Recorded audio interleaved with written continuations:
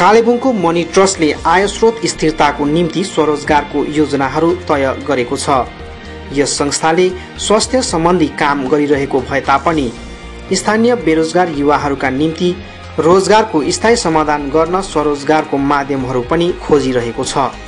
ट्रस्टको employment opportunity livelihood sustainability प्रयास अन्तर्गत कालेबुङको हस्तशिल्पी मानिसहरूलाई स्थायी रोजगारको अवसर प्रदान गर्ने योजना बनाएको छ। शिलङको इम्पल्स इन्टरप्राइजेससँग आबद्ध रहेर ट्रस्टको यस प्रयासलाई योजनागत तरिकाले अघि बढाउने निर्णय लिएको छ। यसैले आज उक्त इन्टरप्राइजेसको चेयरपर्सन हसिना कार्बीलाई लिएर ट्रस्टले यहाँको क्राउन लजमा एक संगोष्ठीको आयोजना गरेको थियो। संगोष्ठीमा सोनाम भोटिया अनि हिल सोसियल वेलफेयर सोसाइटीकी सचिव शोभा छेत्री उपस्थित रहेका थिए। संगोष्ठीका प्रमुख वक्ता हसिना कार्बोले आफूहरूको संस्थाले गरिरहेको कार्यक्रमबारे प्रकाश पार्दै क्षेत्रीय उत्पादनहरूको बजार भाव अनि महत्त्वबारे अवगत गराएका थिए। विगत धेरै वर्ष अघिदेखि आफू बालहित अनि महिला सुरक्षाको दिशामा काम गर्दै आइरहेको बताउँदै उनले महिला सशक्तिकरणको निम्ति नै आफूहरूले हस्तशिल्पीको विशाल बजार सुरु गरेको बताइन्। संगोष्ठीको समाप्तिपछि स्थानीय पत्रकारहरूसँग कुरा गर्दै उनले इन्टरप्राइजेसले इम्पावरको ब्रान्डमा तयार गरेका विभिन्न प्रकारका पहिरनहरू हाल विश्व बजारमा पुगिसकेको बताइन्।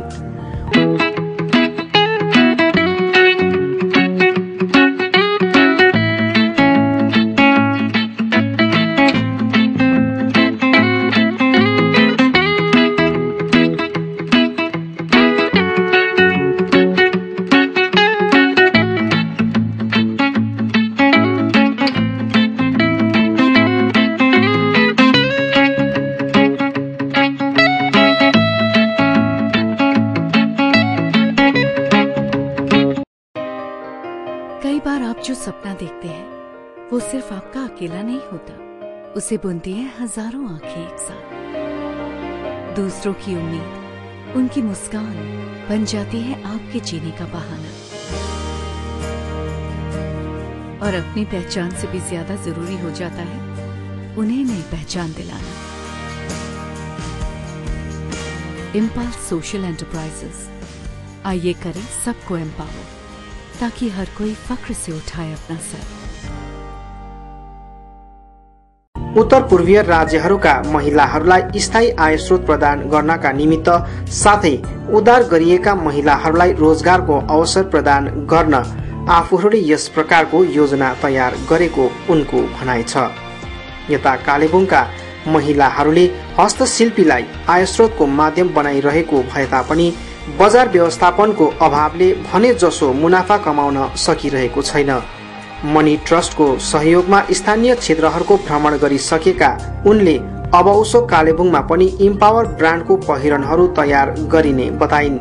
यस क्षेत्रको जातीय संस्कृति अनि कलाहरूको संरक्षणको दिशामा पनि आफूहरूले हस्तशिल्पीको माध्यम मार्फत काम गर्ने उनको भनाइ छ। तो इम्पल्स सोशल एंटरप्राइज जो है हम लोग शिलोंग मेघालय में हम लोग का हेडक्वार्टर है और हम लोग 30,000 weavers and artisans and craft person का साथ काम कर रहा है नॉर्थ ईस्ट में। तो ये कॉन्सेप्ट मतलब 7 years ओल्ड है अभी। और हम लोग जब इम्पल्स सोशल एंटरप्राइजेस शुरू किया था वो हम लोग इम्पल्स एनजीओ नेटवर्क जो मदर ऑर्गेनाइजेशन जो हम लोग कम्बैक्टिंग चाइल्ड और वुमेन ट्रैफिकिंग का काम कर रहा था 23 years। तो हम लोग ये देखा है कि हम लोग prevention of child labour yeah prevention of child और वुमेन ट्रैफिकिंग हम लोग कभी नहीं कर सकेंगे जब तक हम लोग वो इकोनॉमिक अपलिफ्टमेंट काम नहीं करेंगे। तो because of that we decided that we have to have economic development as the utmost solution, and we have been working with rural livelihood जो rural livelihood weavers के साथ हम लोग का मतलब 20 years का experience था। तो हम लोग ये sister concern जब शुरू किया था तो what we are doing now is that all vulnerable communities जो employment opportunity नहीं है, where the problem of opportunities is very slim, where people are migrating, बहुत लोग तो migrate कर रहा है क्योंकि employment नहीं है, livelihood नहीं है।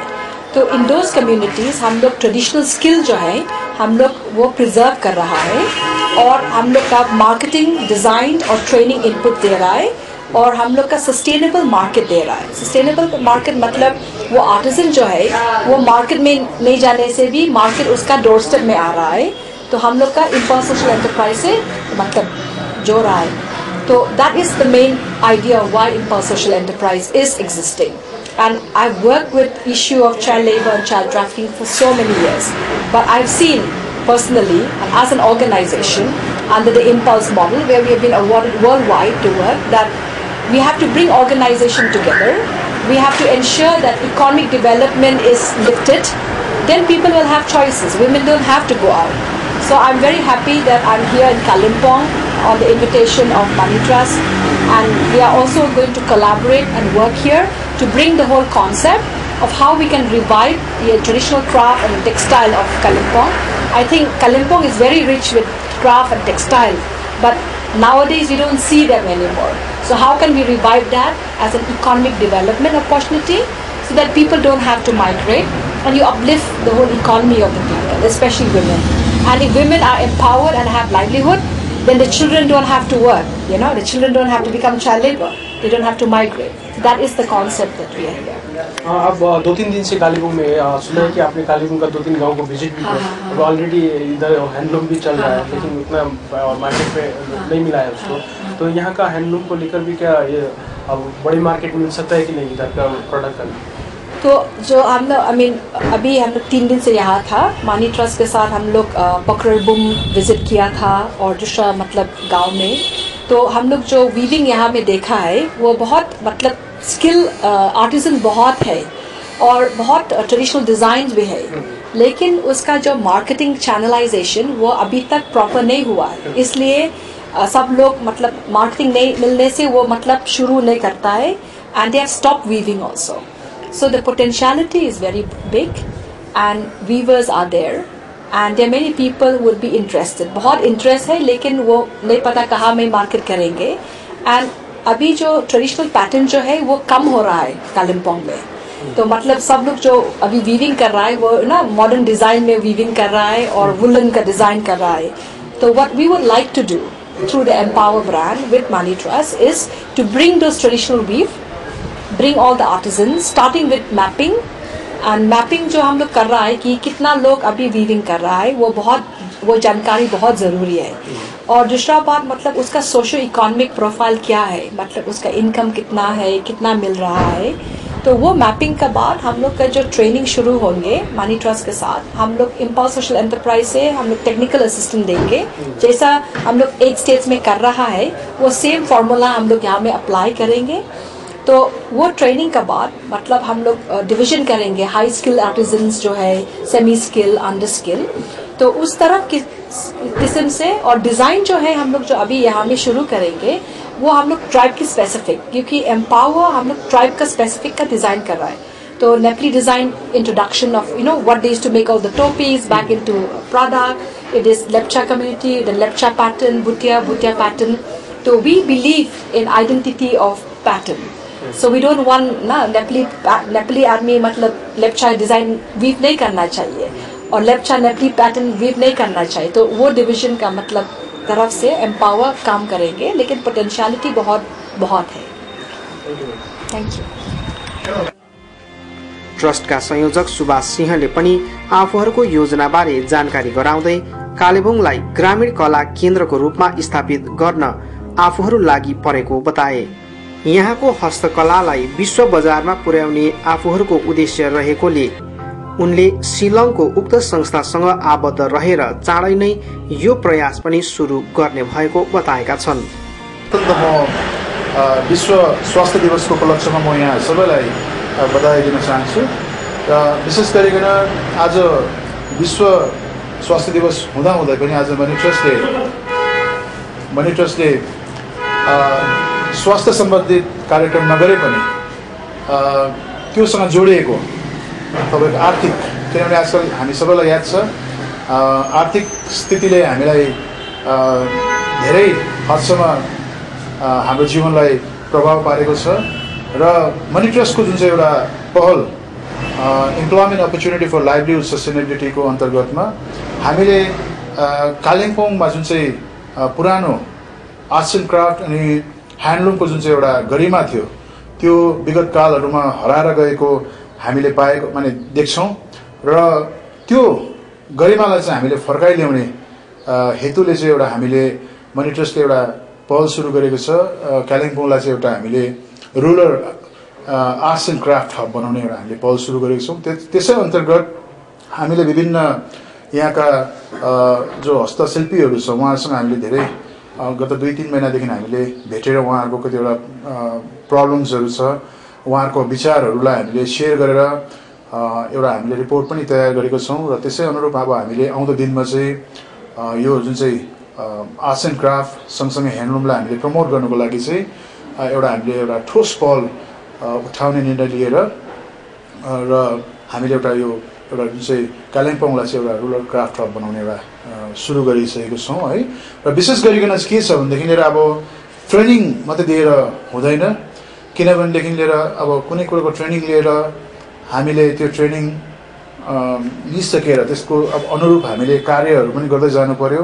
अनि कार्य गर्दै जाँदाखेरि अभियसली अब आर्ट्स एन्ड क्राफ्टमा प्रोडक्सन हुन्छ, प्रडक्ट निक्लिन्छ र त्यो प्रडक्टलाई कहाँ बिक्री गर्ने त्यो पनि हामीले सोच्नुपर्ने हुनाले गर्दा चाहिँ मनी ट्रस्टले देशको विभिन्न संस्थाहरूसँग जोगाजोग गर्दै आइरहेको थियो। यसरी नै मैले पुना बेस एउटा Mahatma Gandhi institute of rural इन्डस्ट्रियलाइजेसनसँग मेरो जोगाजोग भयो। उहाँहरूले ह्यान्डलुम कम्प्लिटली सोलर पावरले चलाउने ह्यान्डलुमहरू डिजाइन गर्नुभएको रहेछ र त्यसरी नै अब मार्केटिङको लागि चाहिँ हामीले शिलोङ बेस एउटा अर्गनाइजेसन छ तपाईँको इम्पल्स सोसियल एन्टरप्राइज। उहाँले चाहिँ जति पनि नर्थ इस्टको जति पनि 8वटा राज्य सिक्किमलाई लिएर 8वटा राज्यमा जति पनि ट्राइब्सहरू छ उहाँहरूको ह्यान्डलुममा चाहिँ आफ्नो आफ्नो प्याटर्न्सहरू रहेछ है र त्यो प्याटर्नलाई प्रोटेक्सन पनि गर्ने है, त्यसलाई अब प्रोटेक्ट पनि गर्ने अनि सँगसँगै त्यो जति पनि त्यो ह्यान्डलुम विभर्सहरू जो छ उहाँहरूको प्रोडक्टलाई चाहिँ उहाँले फेरि राम्रोसँगले एउटा अहिलेको नयाँ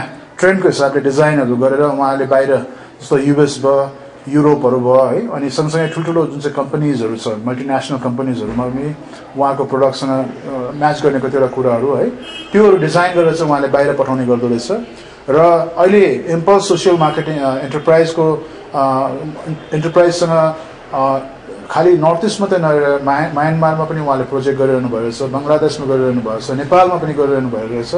अनि त्यहाँ चाहिँ अहिले लगभग उहाँहरूसँग 30,000 आर्टिसियन्सहरू अहिले काम गरिरहेको रहेछ र मलाई लाग्यो कि त्यो जुन चाहिँ नेटवर्क छ इन्टरनेसनल नेटवर्कसँग हामीले कालिम्पोङको विभर्सहरूलाई पनि हामीले जोड्यो भने अवश्य नै हाम्रो यहाँको जो विभर्स जो चाहिँ अहिले स्ट्रगल गरिरहेछ उहाँहरूलाई पनि धेरै हदसम्म हेल्प पुग्छ होला भन्ने हेतुले मनी ट्रस्टले उहाँलाई हाम्रो इम्पल्स सोसियल एन्टरप्राइजको अध्यक्ष सुश्री सिना कार्बियालाई हामीले यहाँ निमन्त्रण दिएको थियौँ र हाम्रो निमन्त्रणालाई उहाँले स्वीकारेर उहाँ अस्ति गत 2 दिन अघि कालिम्पोङ आइपुगेकी थिए र हिजो मात्रै हामी पोखरीबुङमा पनि गएर उहाँलाई हामीले पोखरीबुङमा भएको अहिले जुन चाहिँ एनजिओजहरूले ह्यान्डलुमहरू चलाइरहेको छ त्यहाँ उहाँलाई हामीले सबै भिजिट गरायौँ। त्यहाँको हामीले सर्वे स्टेटसहरू सबै उहाँले लिनुभएको छ र आज हामीले कालिम्पोङमै स्थित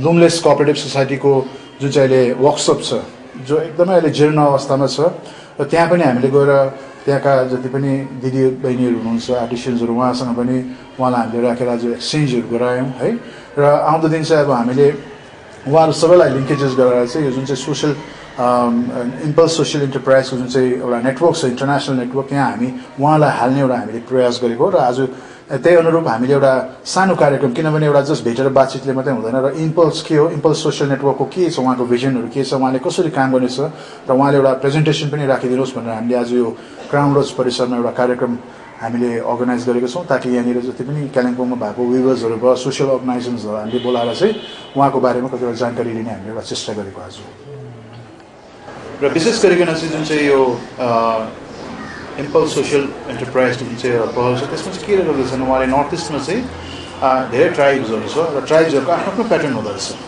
र त्यो चाहिँ उहाँले त्यो प्याटर्न चाहिँ एकदमै माने प्रिजर्भ जस्तो गरेर प्रोटेक्ट पनि गर्दो रहेछ उहाँले है। अनि त्यो चाहिँ के रहेछ यस्तो पाराले प्रोटेक्ट गर्दैछ ताकि आउँदो जेनेरेसनले पनि त्यो कुरोहरू बुझेर त्यसलाई फेरि अगाडि बढाएर माने लुप्त भएर नजाओस् भनेर उहाँको एउटा बेसिक मोटो पनि रहेछ।